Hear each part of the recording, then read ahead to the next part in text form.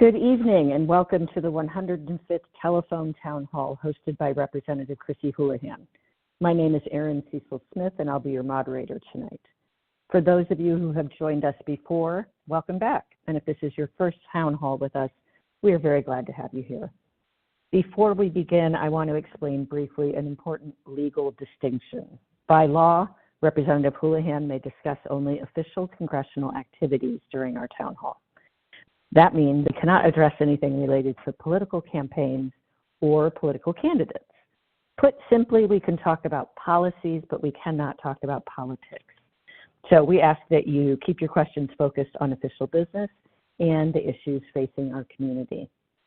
Let me now share how you can participate in tonight's conversation. If you would like to submit a question online, you can do so from your phone, tablet, or your computer by visiting houlahan.house.gov/live. And let me repeat that for you. It's houlahan.house.gov/live. If you would like to ask a question live during our town hall, press *3 on your phone. That will connect you with a member of our team in Westchester, Reading, or Washington, D.C., and they will help get your question and you into our queue. Again, if you want to ask a question live, hit *3 on your phone. You can also stay informed by subscribing to our newsletter, where we share updates on what's happening here in the district as well as in Washington.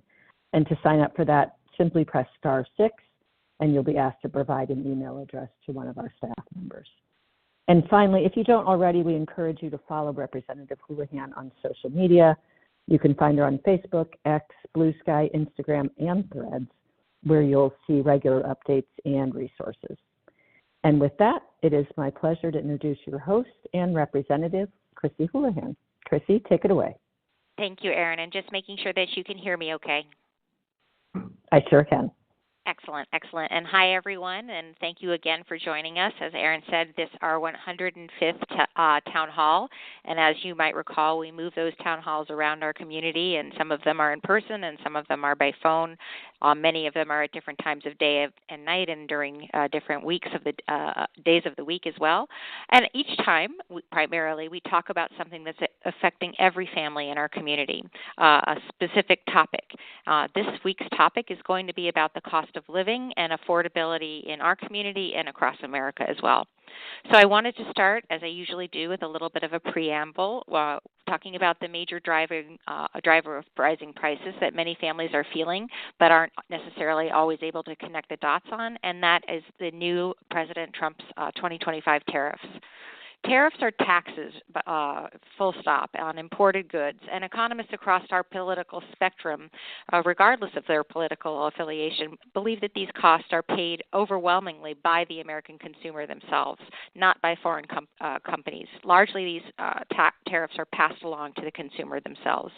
This year, we've experienced new tariffs on things like tools and electronics and auto parts and building materials, and on everyday consumer goods like cars, push prices higher across the board.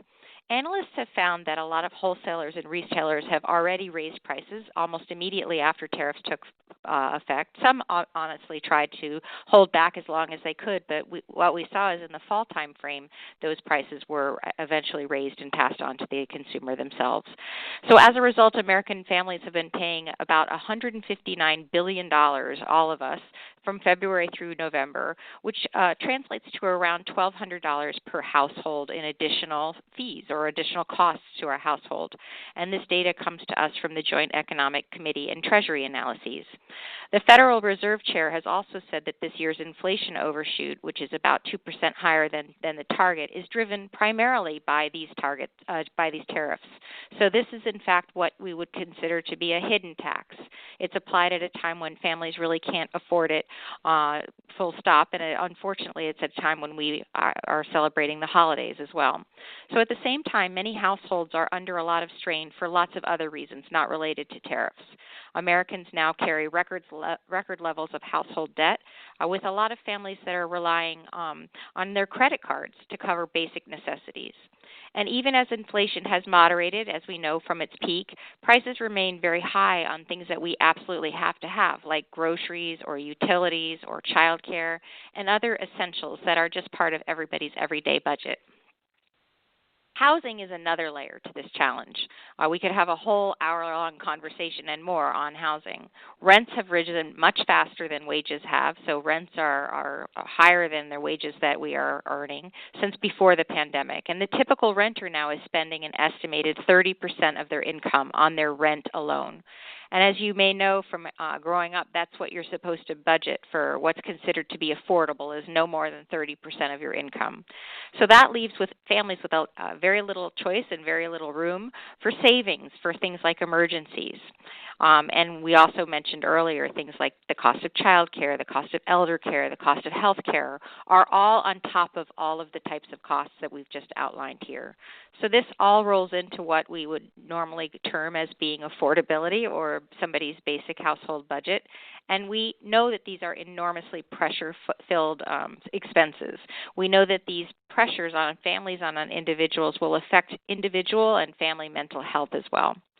In fact, we know that national surveys have shown that more than 3/4 of Americans are reporting feeling anxious about the economy. Feeling financial stress is not just about numbers. Sometimes it's about missing sleep, having to make really tough choices, and putting really significant and real strain on our families. So all of this is happening while the federal government is, in fact, releasing less economic data. So we're sort of flying blind because we don't really have the information that we've typically had to be able to understand what's happening at a macro level, although we feel it at the micro level or at the individual level. The administration has canceled many reports or suspended several major reports, including the third quarter GDP estimate. Last month's jobs report has been canceled, and the monthly inflation report has been canceled. These cancellations, explained away as systems problems or because the government was shut down, come amid considerable and growing concerns about policies like mass deportations, like the sweeping tariffs that we've already talked about, and like cuts to federal agencies. All of this is impacting where we think the additional costs are and the growth to inflation is coming from. When essential data is withheld like this, we can't assess whether or not Social Security benefits are keeping up. Businesses can't plan. Congress can't get a clear picture of the economy to be able to do its job. So reliable data is definitely not a partisan issue. It is a public goods issue. So that brings me to why we are here today. We are here today, as we usually are, to hear from you and to hear from people on the front lines of our local economy. As is traditional, we usually welcome special guests who have unique, excellent skills, exquisite skills in the area that we're talking about. And I'm really grateful to be joined tonight by Jessica Capistrant, who's the president and CEO of our Phoenixville Regional Chamber of Congress. She works directly with businesses in helping to navigate costs, rising costs, shifts in consumer demands, and the tariffs that will make it more expensive to operate. We welcome her, and we'll get a chance to ask her a few questions in just a second. We are also joined by Sarah McDonald, and she's the owner of Out There Fitters in Wayne. It's a small business that has seen firsthand how higher costs for inventory, rent, and credit, and imported goods will affect what families can afford, and of course that affects her bottom line and the bottom line of the business. Tonight we'll be talking with our guests and with you about what you are experiencing, whether it's the rising rents or grocery bills, childcare that's hard to find increasingly, or concerns about our job security or tariffs. We'll talk about what's happening here in Congress, what I'm working on in Congress to bring down costs and to strengthen the economy. And again, most importantly, we really just want to hear from you all. But first, for those of you guys who have participated in these town halls before, you'll know that what we do initially is to talk to our guests, to ask them questions that are most common so that we hopefully get some of your most common questions in the front end of the conversation. And I'm going to turn our attention to Jessica. Jessica, as I mentioned, is the president and the CEO of the Phoenixville Regional Chamber of Commerce, and she's responsible for coordinating all local chamber project activities, and for working as a spokesperson as well and as a liaison between businesses and organizations and the board of directors. She manages operations and finance, and she facilitates events and membership campaigns, and she also promotes activities that advance the prosperity of Phoenixville. And I know that many of you who are on the phone have a deep affection for the Phoenixville area. Our second expert voice, as I mentioned, is Sarah McDonald, and she's the co-owner of Out There Outfitters, and that's an outdoor specialty store that's rooted in quality and connection and a passion for the outdoors. Out There Outfitters has proudly served our community for 17 years, and Sarah resides in the Kennett Square area with her family.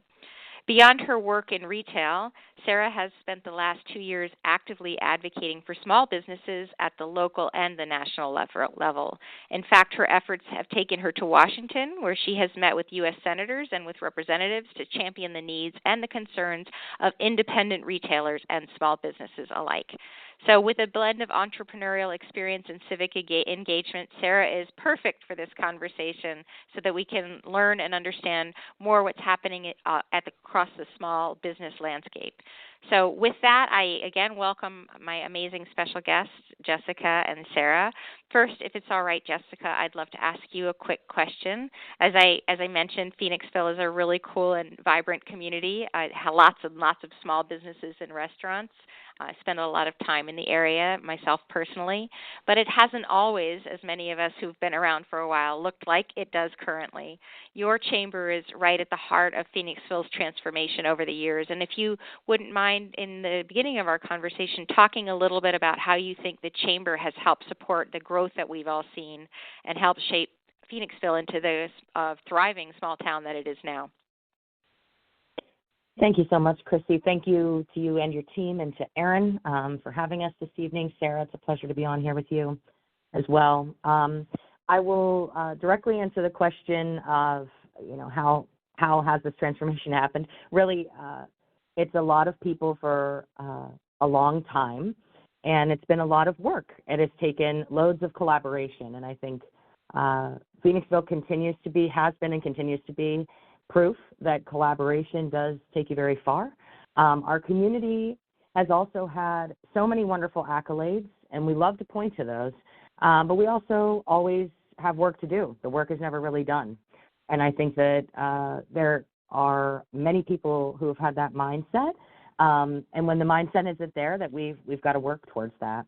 So I always kind of want to give people, the chamber, past leadership, as well as the many people who have served within this community, their flowers on their diligence to keep this community moving. And I think the other piece of that is that when you can accept people's ideas and help them to connect to resources that are going to scale those ideas, that's really when chambers are doing their best. Chambers are meant to be conveners. We are meant to be approachable by not only the business community, but the nonprofit community, to work with municipalities, to advocate. And so all of those pieces fall into very directly our puzzle, and it's our role to continue to be a convener. A few ways in which our chamber's been a convener certainly is by bringing businesses together on specific issues. So whether that has to do with legislation at the county, state, or local level, also forming relationships with our elected officials, and working to present our membership with opportunities to connect with them and their staffs. And we also have been at the center of advocating for huge projects. Maybe in the 90s or early aughts, people might remember there were two significant bridge projects that, if not for the work of that executive director, who was Barbara Cohen, those projects, bridge projects, would not have gotten done, would not have gotten the proper funding, very surely not in the time frame that they did, the attention on them that they did. And she was able to move those projects up and along. They quite literally created access to people visiting Phoenixville. There's also all sorts of small things that the community does. There's been nonprofits that have decorated the community, from wreaths being on posts downtown to parks being decorated at the holidays. Again, finding opportunities for folks to lead something is a part of what chambers should also be doing. There's also been work on grants that have been done in partnership with economic development and history, particularly in our area.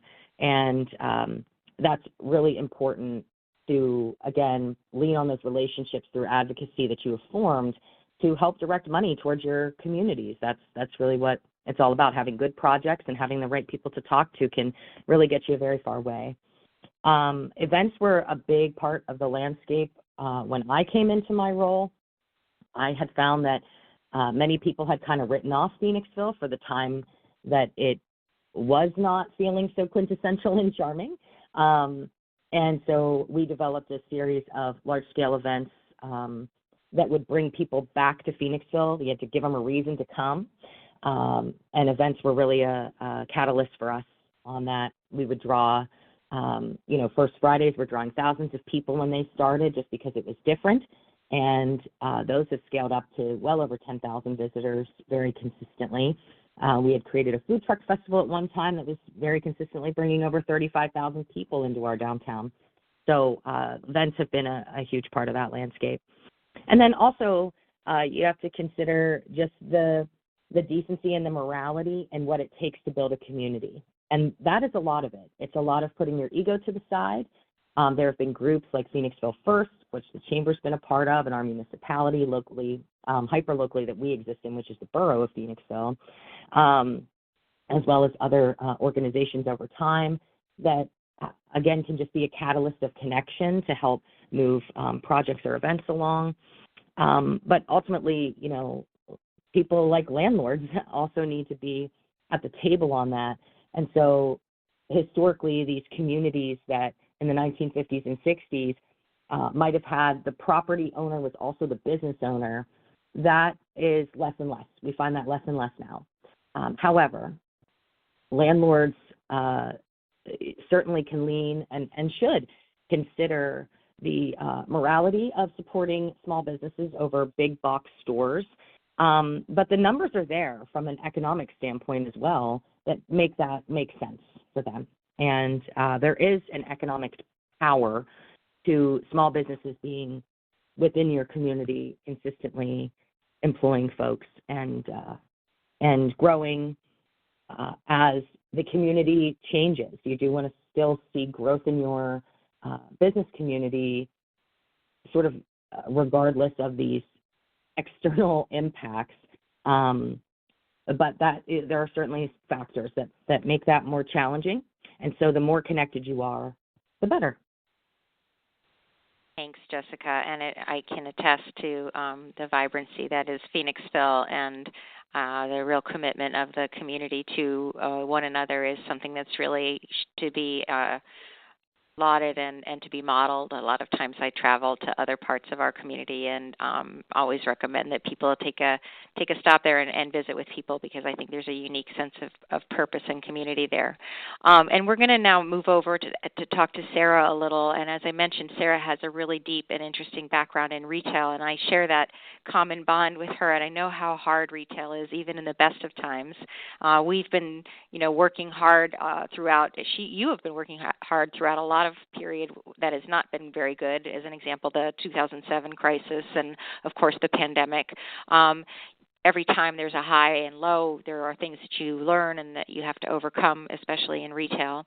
And I was wondering if you could talk a little bit about your retail experience and the climate right now and how it may feel different for you, what kinds of things you're adjusting to and with, and how do you think it might feel different to your customers who are buying your products? Yes, thank you, Congresswoman, for having me, and also happy to be here with you as well, Jessica. It has been a crazy ride, and retail is definitely a labor of love. Lots of fun and lots of support from your community. I've owned a small business through the 2008 financial crisis and through COVID as well. I think in 2008 it was pretty clear what was going on. Credit dried up, people stopped spending, everything slowed down pretty quickly. It was scary, but we kind of knew what we were dealing with and could make those changes quickly. COVID felt much more like chaos. Our business was shut down. The supply chain issues were crazy. You didn't know what you were going to get, what you weren't going to get, staffing issues. We obviously had to let people go for a little bit and then rehire them. And then when things reopened, I think demand came back pretty quickly. But right now it feels like there's a lot of little smaller issues piling up from all sides, and that feels different. Inventory costs are up because of the tariffs. Our shipping costs are up. Rent, insurance, like our overhead, utilities are up. And so it just feels like a lot of ongoing pressure from all of the sides. We make our buying decisions about a year in advance or more. I think a lot of our brands that we carry are making those pricing decisions a year or two in advance, and many of them tried to hold price through 2025, but I think we will start seeing, consumers will start seeing those price increases in 2026 even more so. For us, our prices will go up between 5 and 20%, so I feel like consumers haven't really seen the price increases from these tariffs in a way that they expected, but I think they are still coming. And they've started to see that consumers have started to see their money isn't going as far, and they're buying, instead of buying 3 to 4 items, they're buying 1 or 2 items. So our basket size isn't quite as high. People are still shopping. We're still seeing the traffic, but they're just being much more careful, as they should be. They're not getting as much as they used to for the amount that they're paying. So that just puts us in a squeeze. We don't want to raise our prices as much, but we can't keep absorbing these costs forever. And so it just feels like a lot of pressure from all different sizes. Small businesses, we adapt. It's what we do. We pivot, we adapt, we always do. But, we're just trying, we're seeking stability. It's been, between COVID and this and so much uncertainty, and we just want to keep our stores alive, keep Main Street alive. Yeah, and I think that you're echoing a lot of the experiences of the businesses that I've been speaking with when I'm able to be home. The kind of common theme is whether you're a retailer or you're a wholesaler, it's a very similar theme. You're doing your very best to hold back from delivering those increases in price to your consumer, whether you're a wholesaler and you're selling to retailers, or a retailer and you're selling to the end consumer, and you're doing your best for as long as you can until you can't any longer. And a lot of this, as you've mentioned, depends on the length of the supply chain. I was in the apparel industry as well, and those timelines are really, really long. So it takes a long time to feel that. Other timelines are very, very short. And so I think that what I've heard from a lot of the businesses that I visited is people would buy in inventory and hold it if they could, so they could hopefully ride out whatever wave happened, and then they ran out of time to be able to do that. And so I think that we have not yet seen all of these prices, but we certainly have begun to see some of them. And I very much appreciate your insight into your particular retail experience.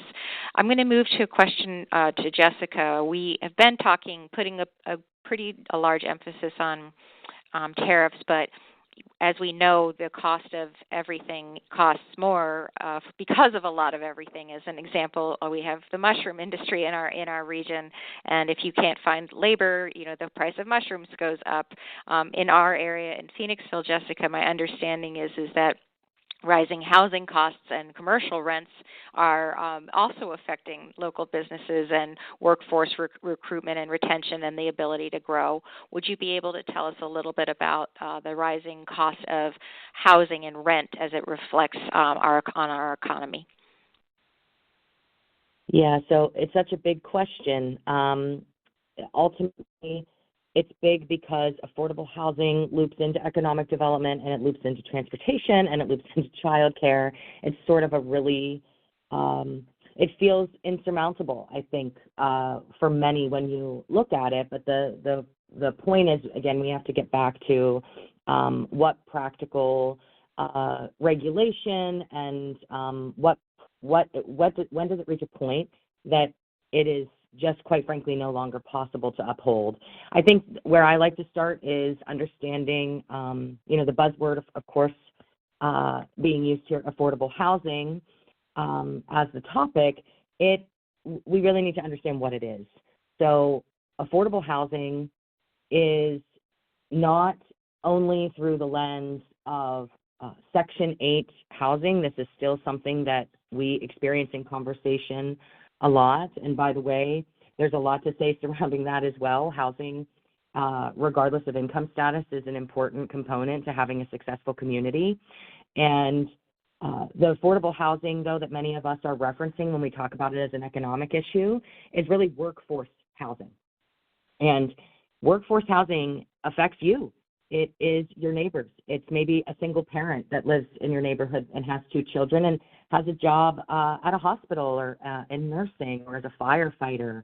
It affects your children who at this point in time are struggling to buy homes. It affects your parents who might be feeling the force of the expectation that they can no longer afford the home that they have had, and really disrupting their sense of place. There is such a thing to be said about affordable housing also being important economically because it provides sense of place. In Pennsylvania, we have a compounding issue with not only a shortage of housing, it is on top of that unaffordable in many places. Of course, we're talking about Chester County, and it is very loud and clear here that unaffordable and housing are in the same sentence all the time. And sometimes all times, we're finding that folks without earning well into the 6 figures are not going to be able to enter the home buying stage.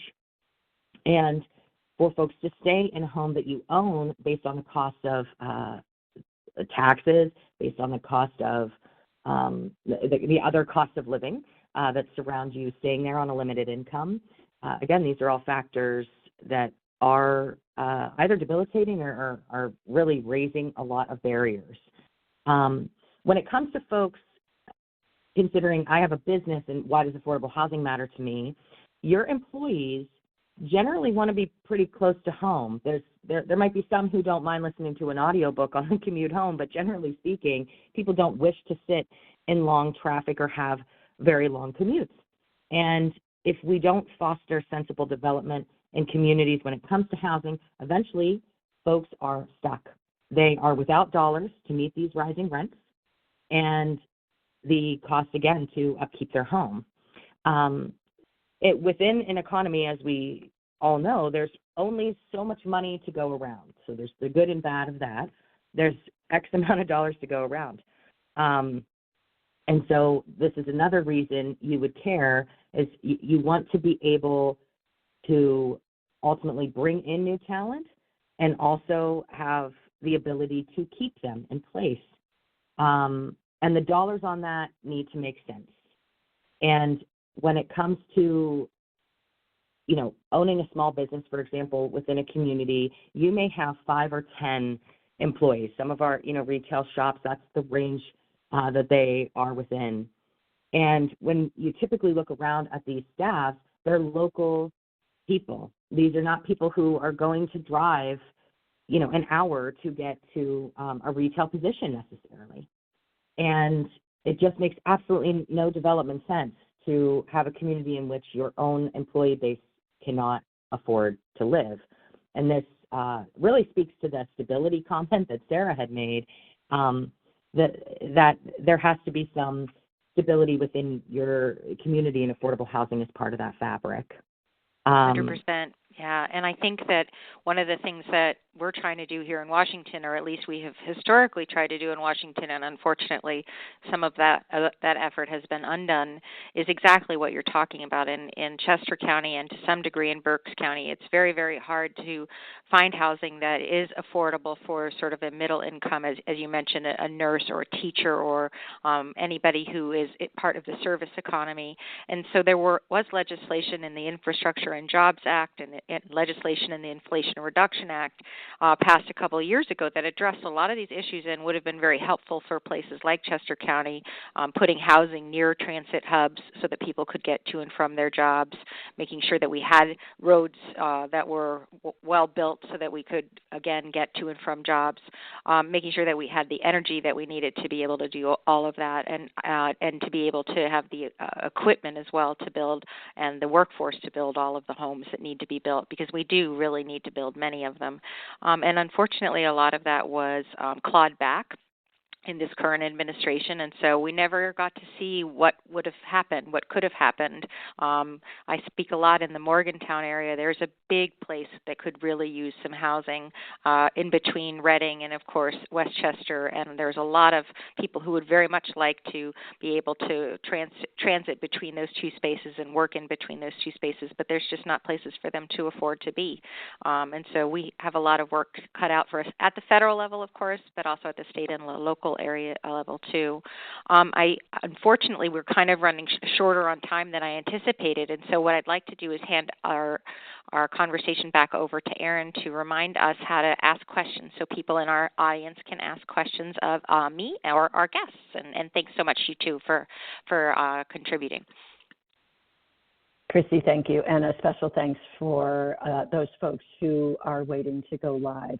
Let me just remind everyone how to participate. If you want to submit a question online, go to houlahan.house.gov/live. If you want to ask a question live, just hit *3 on your phone and you'll be connected to a member of our team. Again, that's *3. As the moderator, it's incumbent upon me to remind you that the commitment that Chrissy brings to Washington, D.C. and her entire district are the values of civility and decency. If you have sent in a question that does not meet those civil and decent levels, feel free to rephrase it and we will consider it. We also hope to have enough time to address all of the questions. And if we don't get to them, know that you will hear from a staff member after this town hall, as long as we have your email address. Jane, thank you so much for your patience. I'm going to take you live so that you can ask Chrissy your question about energy and infrastructure. Yeah, hi. Chrissy, Hi, Jane. I was wondering if you could speak to Pennsylvania's grid and the fact that we have a debilitated infrastructure, and how, or would it be possible to rebuild in some way so that we could bring costs down and introduce clean energy? All of those are such good questions, Jane, and thank you for each of them. We'll start by saying that is one of those kind of budgetary items that people have really noticed recently. Our energy costs, not just in Pennsylvania, but across the country, have really skyrocketed. In Pennsylvania, they believe the estimates are that you're paying as much as $170 more in this year, in the year 2025, than you have in the past. There's a lot of reasons why this is happening, including things like inflation and usage and that sort of thing. But as I was talking about in the last line of conversation, some of that has to do with the rollbacks of some of these really important pieces of legislation that were designed to make a difference in the area of the cost of energy. One of them I talked about was the Inflation Reduction Act. It had a lot of pieces to it, and as you might recall from previous conversations with me, I don't like the name Inflation Reduction Act. I think it's a silly name and doesn't reflect exactly what went into this bill. But what went into this bill was a lot of renewable energy efforts, a lot of energy independence efforts designed to have an all-of-the-above sort of effort at making sure that we had abundant energy. And we know that we need more energy. We know we need to be more independent. We know that there are increasing demands on our energy grid, and that our grid and networks of providing energy are failing us. Unfortunately, the clean energy tax credits of that bill were phased out because of the new administration. The EV incentives that were designed to try to make it so that we could have more renewable energies at more affordable ways of driving our cars and with less emissions were eliminated. The residential energy credits were eliminated from the bill as well, were rolled back. And these were originally credits that were designed exactly to lower your ongoing efficient bills. So making your own home, the one that you're in, more energy efficient helps drive down your cost, your out-of-pocket expenses, and that was unfortunately eliminated. And so these are the unfortunate things that we really need to think about and, in my opinion, reinstate. But in the meantime, there are some bipartisan things that I think are important for us all to focus on and ask our legislators and ask our elected officials to work on together. And that is permitting reform, as well as transmission reform as well. And so those are two things that kind of go hand in hand. Our grid, our energy structure nationally and locally is kind of the product of the time that it was built. And unfortunately, it's fairly regionalized. It's hard to move energy from one area of the country to the other area of the country. Texas is leading the country in solar energy, but unable to move it from one part of the grid to another, as an example. And so what our federal and state officials ought to be doing is trying to find a way for it to be easier to build all kinds of things, whether they're solar or wind or any other sort of ways of providing more energy to the pipelines. We need to do that. And so that's one of the things where I think that we have an opportunity. Republicans tend to be more interested in transmission in the grid. Democrats tend to be more interested in transmission. We need to get together and agree that we need to be interested in both. And we need to make sure that we're reforming the entire system, because I think in general, people on the Democratic side worry that permitting reform will make it easier for things like pipelines to be built, but it will also make it be easier to build things like solar farms and wind farms. And so those are things that I would encourage you to encourage elected officials at all levels to get together on. I'm working on that here in the Congress with my colleagues across the aisle and also across the House and Senate, and I would encourage the same kind of conversations happening at our Harrisburg area as well. But it is absolutely a really big issue, and I really appreciate you elevating it. Does Jessica or Sarah have anything to add to that?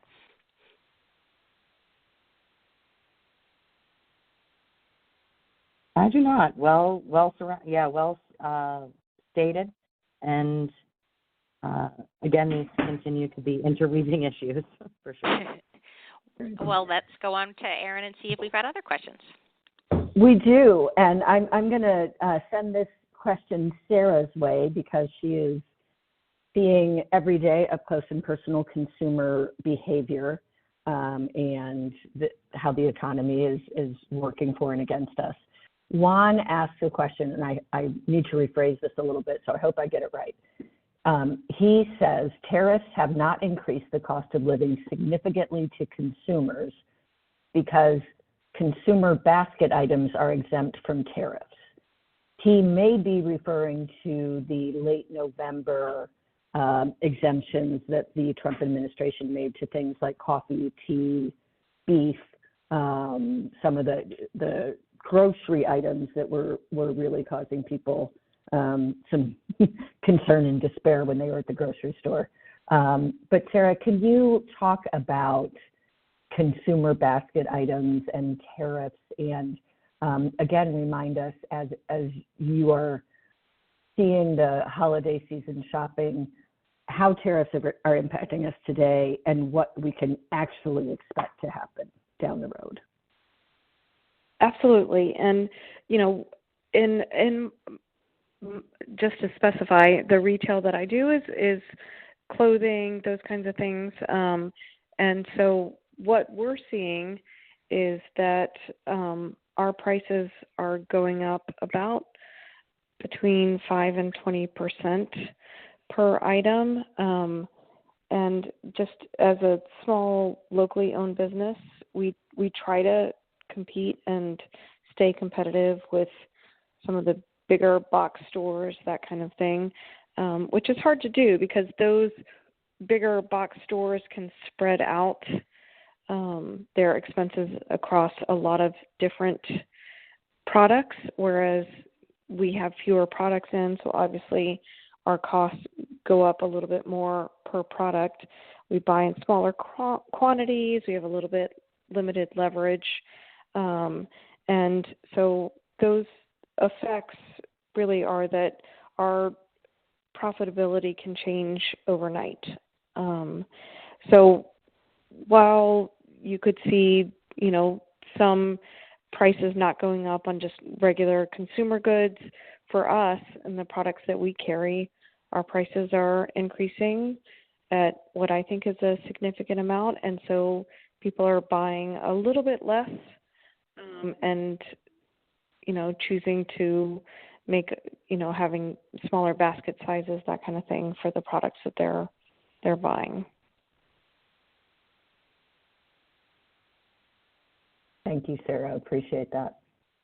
Okay. This is Chrissy. If I could just add in as well, one of the things that I get kind of frustrated by in the narrative of the world that we're currently living in is the price of bananas and the price of coffee and the price of, all of these things went up and then it went down. It went up because huge tariffs were levied on those items, and then it went down because huge tariffs were reduced on those items. So it's sort of like somebody lighting something on fire and then putting it out, dousing it out. These are not unintended consequences. They were intended consequences that hurt the economy, and then people appropriately responded that this was not something that they wanted to do, pay $5 for a cup of coffee. And as a consequence, we realized that we needed to take away those tariffs on specialized items. And so I think that this is creating a problem of how we see things when we're kind of tweaking at the margins what we tax and what we don't tax. I think that this is not a very thoughtful tariff strategy. I will also say that the tariff strategy really ought to go through the Congress itself and not through the executive branch at all. By the Constitution, the Congress has the authority and the constitutional obligation to work on the issues of tariffs, and I genuinely think that this Congress has abdicated its responsibility to the executive branch, and I don't think that that's appropriate. Let's go ahead and go on to another question. This is Sarah. Can I add one more thing? I completely agree that, the prices of the things that I carry, they can't fluctuate as quickly. If, once somebody says the tariffs are going to go up about 10%, those prices are set. And they don't go back down. And with bananas and coffee and things, they can go up and they can go down. But I think what our consumers are going to start seeing in 2026 is that the prices of the things they buy all the time have gone up and can't fluctuate, and they will see those price increases even more than they already have. Excellent. Thank you. And we'll go back over to Erin. Okay, Chrissy, the next question is for you, and it is an online question from Michael C. He says that we know that companies have also inflated prices on top of passing the tariffs on to consumers. And repeatedly they price gouge whenever they feel they can get away with it and turn around and make record profits. When will Congress hold these companies accountable? Thank you for your question, Michael, and for your perspective. I do think I'm a consumer too, and I see this kind of thing happening as well. Not only, with what I think could be taking advantage of price increases to have them ongoing and sustained, even when the stressor goes away. But also, we've seen and experienced when package sizing gets smaller, or the count of an item gets smaller, and the price stays the same, relatively speaking, that means, of course, that the unit price has gone up.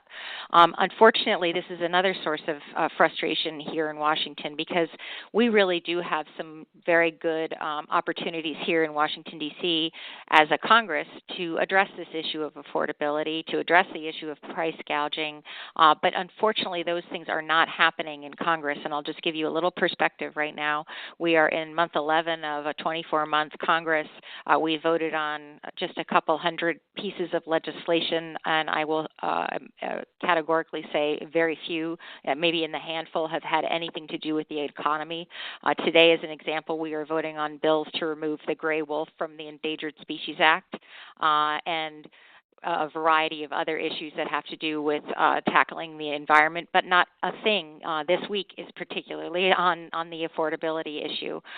We really need to be able to take that thing that the people are asking for, the thing that elected President Trump to office, and actually do something with it.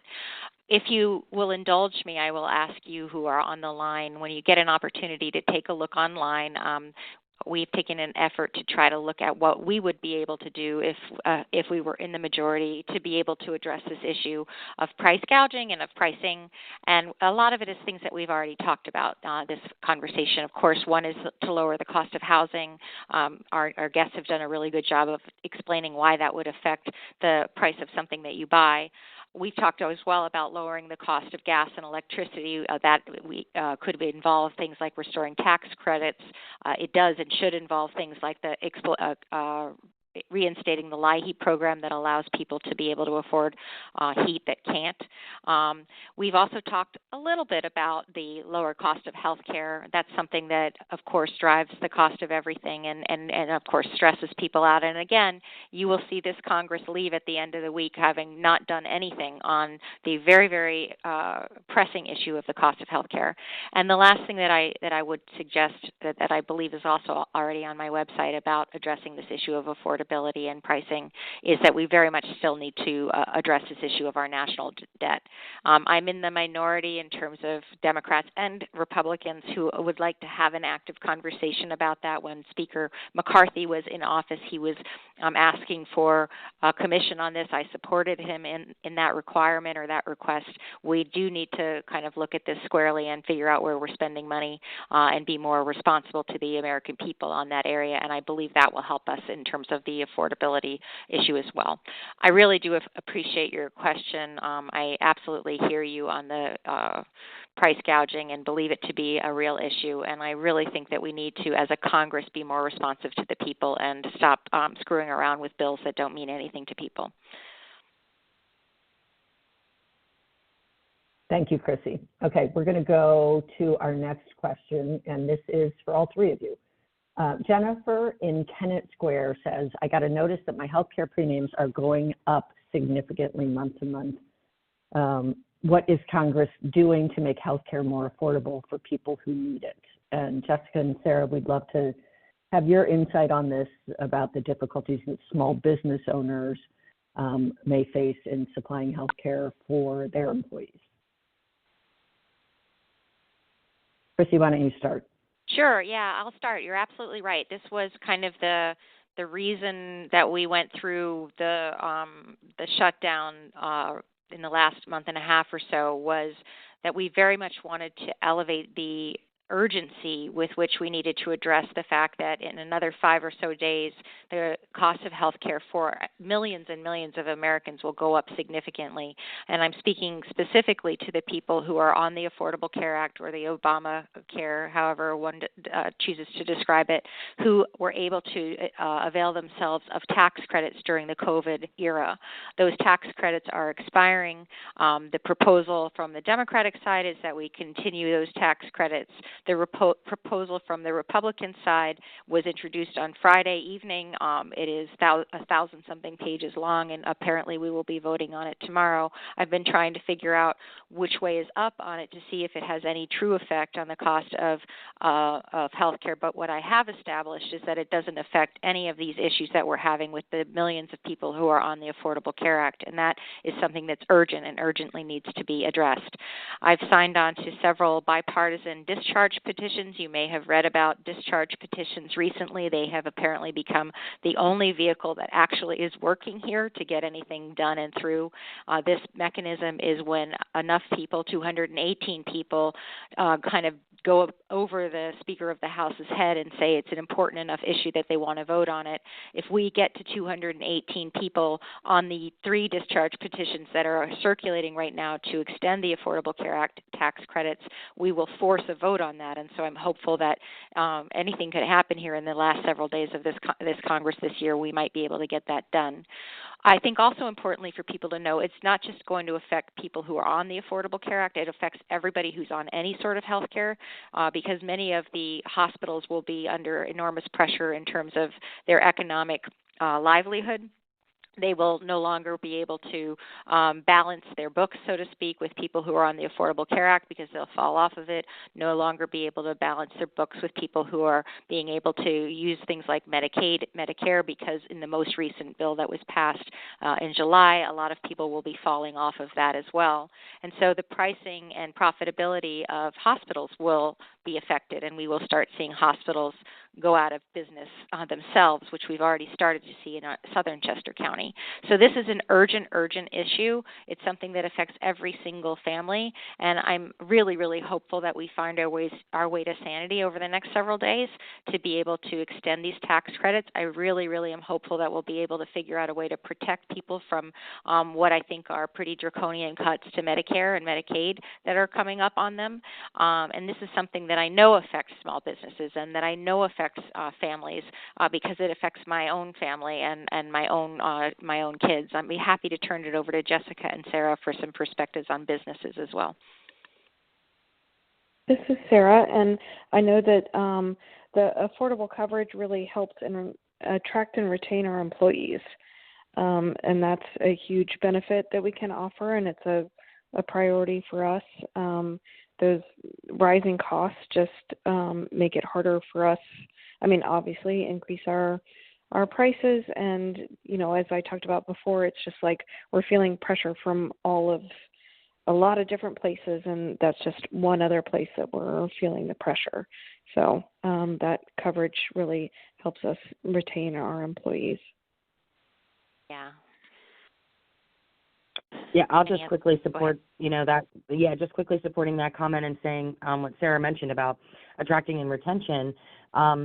Just an additional word on that is healthcare is expensive as it is if you work for Vanguard, right? These huge operations that are receiving better pricing based on the scale of which they insure.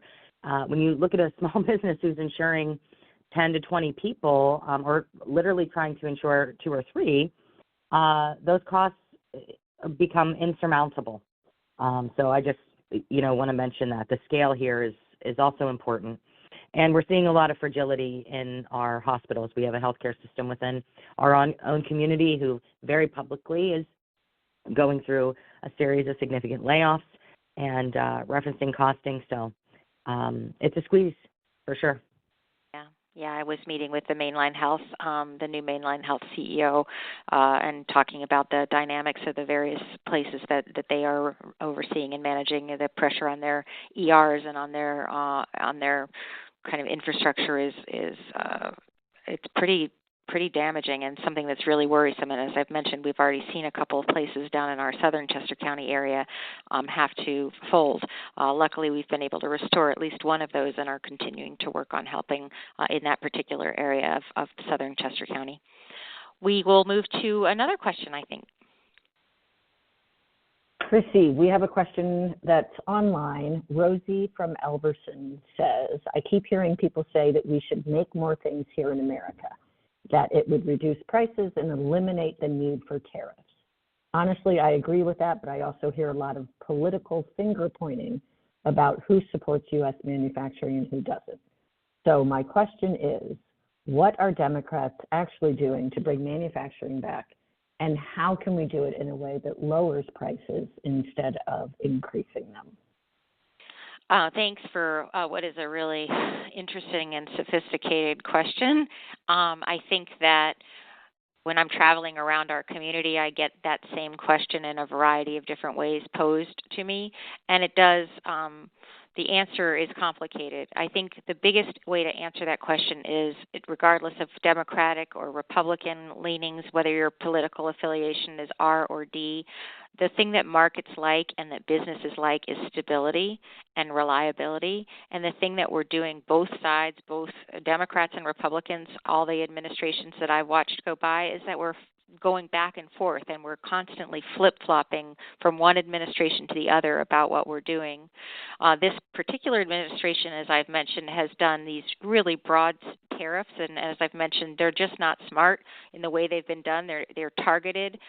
They're not targeted, and I think the other thing that's been remarkable to see is that in some cases where they are aimed is at our allies, or those countries that are most aligned with us in terms of our values and in terms of our supply chain consistency. So what we've been hearing, and I'll give you some stories, is like in Mack Trucks. We got the chance to visit Mack Trucks in the Lehigh Valley, and they said they couldn't even invest in creating new American jobs because so much of the raw materials that they had were being tariffed. And so even if they wanted to build a manufacturing facility or build more Mack Truck chassis in the area, the tariffing situation is hard for them. And in that, as a result of that and other things, they've had to lay off some folks. You'll have to go back to the CHIPS and Science Act as well to know that we were working very hard to really goose the economy in the area of chips manufacturing, and that's been, in many cases, pulled back. That's one way to bring jobs back, good jobs, highly technical jobs back to the country, and we're no longer doing that as well. But we have the opportunity, again, to work bipartisanly. I do believe that there are ways that we can bring jobs back, good jobs back to the country, and one way that I'm focused on, in addition to what we talked about in the energy sector, is also in the biotech sector. Biotechnology and biomanufacturing is something that especially our area has a real opportunity to contribute to, and it's really a part of the new and growing, evolving economy. Chester County and Berks County, as we know, are sort of farms and pharmaceuticals, and so I am hopeful that if we can collectively, bipartisanly agree that we should own biology, we should own biotech and biomanufacturing, and that this is something that we as Americans are pretty uniquely qualified to do and are ahead of the curve on with our competitors and with our allies, we might have an opportunity to really build a vibrant economy built on biotech. And so that's, I think, some of the secret sauce of what we need. We need consistency. We need reliability. We need to not be jerking our small and large businesses around. And unfortunately, that's consistently what I've been hearing from people who come to my office. I will turn it over to Jessica and to Sarah to see if they have any things to contribute to that. Yeah, I'll just mention at the end of the day, we're at the point where incentives and decreased costs are what's going to be needed to reduce these barriers. That's where we're at with these organizations growing. Manufacturing incentives, you mean? Correct, yeah. Yeah, okay. Yeah, I would agree, and I like the way you put it, Congresswoman. Just we don't need to be jerked around the up and down, the highs and the lows. Like it's really hard to run a business, and it's really hard for consumers to know how much they're spending and what it's going to cost. And so stability is really what we need at this point.